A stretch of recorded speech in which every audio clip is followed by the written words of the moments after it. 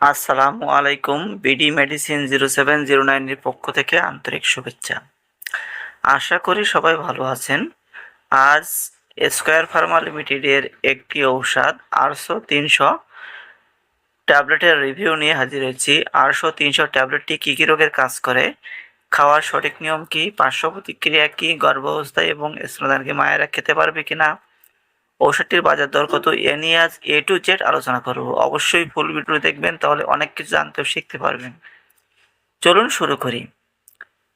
আরশো 300 কী কাজে ব্যবহার করা হয়?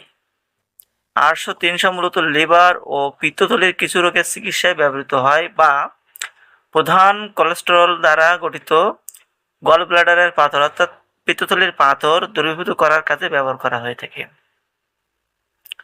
অর্থাৎ কোলেস্টেরলজাত পিত্তথলির পাথর গলাতে সাহায্য করে। প্রাইমারি বিলিয়ারি সিরোসিস রোগের চিকিৎসায় ব্যবহৃত হয়।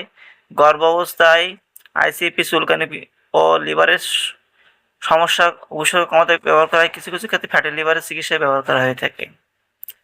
এই ওষুধটি কীভাবে খাবেন? সাধারণত খাবারের পরে খাওয়া হয়।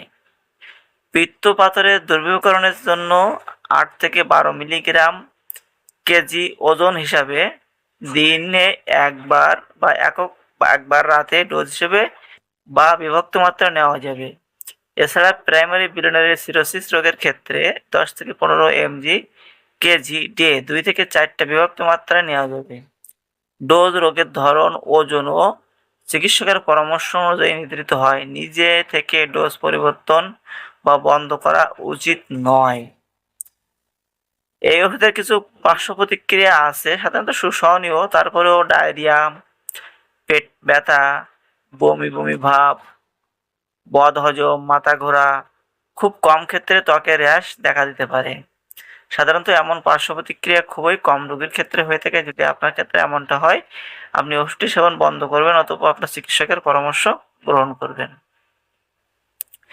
কারা সতর্ক থাকবেন এই ওষুধ সম্পর্কে? পিত্তনালীর সম্পূর্ণ অবরোধ থাকলে, গুরুতর লিভার রোগ থাকলে, ওষুধের কোনো উপাদানে অ্যালার্জি থাকলে, গর্ভাবস্থায় বা স্তনদানকালে চিকিৎসকের পরামর্শ অনুযায়ী ব্যবহার করতে হবে।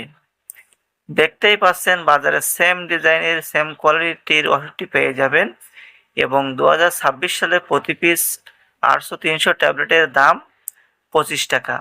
ভিউয়ার্স, যদি ভিডিও সম্পর্কিত কোনো মন্তব্য থেকে থাকে অবশ্যই কমেন্টে লিখবেন এবং বেশি বেশি করে শেয়ার করবেন এবং যাওয়ার আগে অবশ্যই চ্যানেলটিকে একটি লাইক এবং সাবস্ক্রাইব করে যাবেন।